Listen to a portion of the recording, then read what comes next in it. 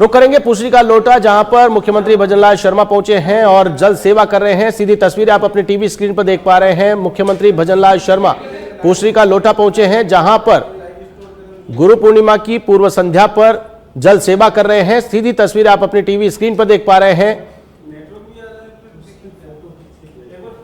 गोवर्धन धाम से गहरा लगाव, ब्रिज की रज से अटूट लगाव देखने को मिल रहा है। जिस प्रकार से मुख्यमंत्री भजनलाल शर्मा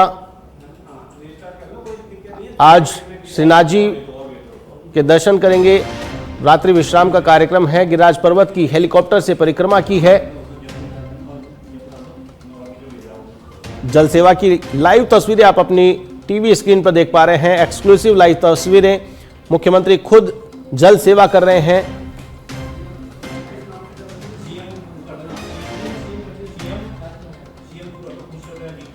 पुसरी का लोटा पहुंचे हैं, जहां पर गिरिराज पर्वत की हेलीकॉप्टर से परिक्रमा की है।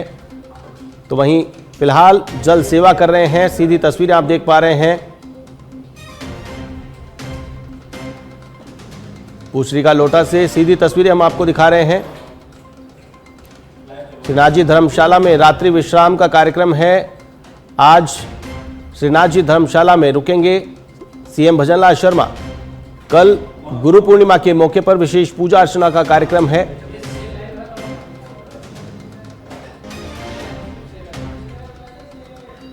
पुसरी स्थित श्रीनाथ जी धर्मशाला में रात्रि विश्राम करेंगे मुख्यमंत्री भजनलाल शर्मा। सीधी तस्वीरें, एक्सक्लूसिव तस्वीरें सच बेधड़क की टीवी स्क्रीन पर आप देख पा रहे हैं। मुख्यमंत्री भजनलाल शर्मा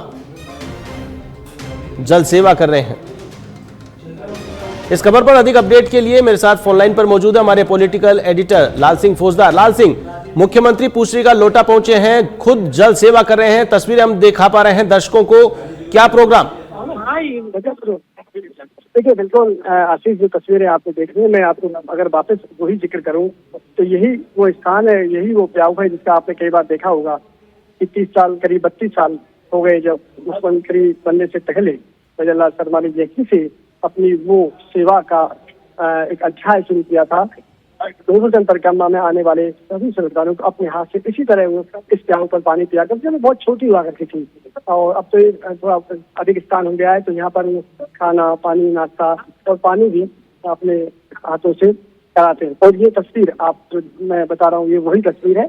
लगातार श्रद्धालु आ रहे हैं। अब देखिए, मैं एक बात कहता हूँ आशीष, मैंने कहा आपको कि वो आए कहाँ से, जयपुर से कार्यक्रम करके आए धौलपुर में 2 कार्यक्रम किए, लेकिन आते ही ऐसा नहीं कि कहीं विश्राम करने चले गए, नहीं।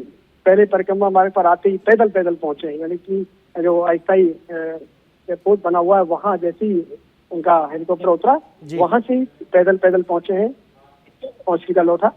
और पुसरी का लोटा पहुंचकर सबसे पहला जो काम उन्होंने किया है वो किया है जल सेवा का। क्योंकि वो जानते हैं आशीष, यहाँ सेवा का बड़ा महत्व है, यहाँ भक्ति का बड़ा महत्व है। यहाँ पल पल पर मैंने कहा कि यहाँ हर व्यक्ति में एक श्रद्धा, अगाध श्रद्धा की आपको बयार नजर आती है, भक्ति की बयार यहाँ नजर आती है, भगवान श्री कृष्ण के प्रति अगाध श्रद्धा। और ये ऐसी जन्मभूमि है जिनकी क्रीड़ा स्थली रही है। बचपन उनका बीता, उन्होंने यहाँ पर अहंकार तोड़ने का एक संदेश पूरी मानव जाति को दिया, एक ऐसा जीवन जिया जिसे हम कहते हैं ना आशीष, पूर्ण अवतार कृष्ण को क्यों माना जाता है? वो संपूर्ण इसलिए कि उन्होंने जीवन के हर रंग को इस तरह जिया कि आज भी हजारों साल की यात्रा के बाद भी करीब 5000 साल से अधिक उस घटना को हो गए हैं जब यहाँ गोवर्धन पर्वत को सरगी उंगली पर धारण करके उन्होंने इंद्र के अहंकार का दमन किया था।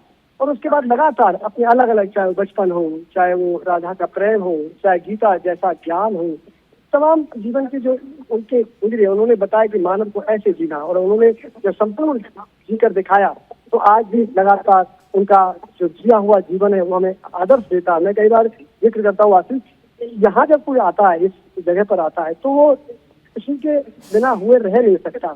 और आज लगातार यही तस्वीर में आपको दर्शकों को दिखा रहे हैं कि कैसे मुख्यमंत्री भजनलाल शर्मा ने एक सफर शुरू किया सेवा का, और अनवरत वो चलता रहा, लगातार वो चलता रहा। सबसे खास बात क्या है आशीष, ऐसा नहीं है, सीएम बनने के बाद भी उनकी इस सेवा में कोई कमी नहीं आई है। यानी कि इसमें कहीं कोई मात्र कभी नहीं आई है। लगातार इसी तरह का भाव, इसी तरह की सेवा, बल्कि मैं यूँ कहूँ कि और बढ़ गई है। और देखिए उनके परिवार में भी ऐसी तस्वीरें नजर आती हैं। आपने कई बार देखा होगा मुख्यमंत्री भजनलाल शर्मा की पत्नी को परिक्रमा करते हुए, उनके बेटों को परिक्रमा करते हुए, तो पूरा परिवार शिव का भक्त है। और मैं जिसका जिक्र कर रहा था, हम जो चर्चा कर रहे हैं, आज का ये दिन बहुत महत्वपूर्ण है क्योंकि गुरु पूर्णिमा है कल, और आज और कल भारी संख्या में श्रद्धालु गोवर्धन की परिक्रमा आते हैं। लगातार हम जिस मार्ग से आ रहे हैं जयपुर से, तो खासकर मैं जैसा पिछली बार जिक्र कर रहा था, पूरे मार्ग पर भारी संख्या में श्रद्धालुओं को भीड़ में मिली। और परिक्रमा मार्ग पे भी लगातार ये भीड़ बढ़ती जा रही है। और देखिए लगातार चलती है, रात दिन ये परिक्रमा चलेगी। और कल और हर गुरु पूर्णिमा को मुख्यमंत्री भजनलाल शर्मा अपना पूर्व गुरु पूर्णिमा से पहले यहाँ आते हैं और अगले दिन विशेष पूजा अर्चना शिवनाथ जी करते हैं। इसके बाद आगे अपने कार्यक्रमों के लिए निकल जाते हैं। तो आज सबसे पहले वो पहुंचे हैं सेवा के लिए, और ये एक आदेश संदेश भी है। इसलिए आशीष एक संदेश की कई बार क्या होता है कि कहते हैं कि सत्ता जब आती है तो मद लाती है, यानी कि सत्ता के साथ व्यक्ति में मद आता है। लेकिन आप सीएम के अगर इसके 2.5 साल के कार्यकाल को देखें, उनके व्यवहार को देखें, तो कहीं मद नहीं है।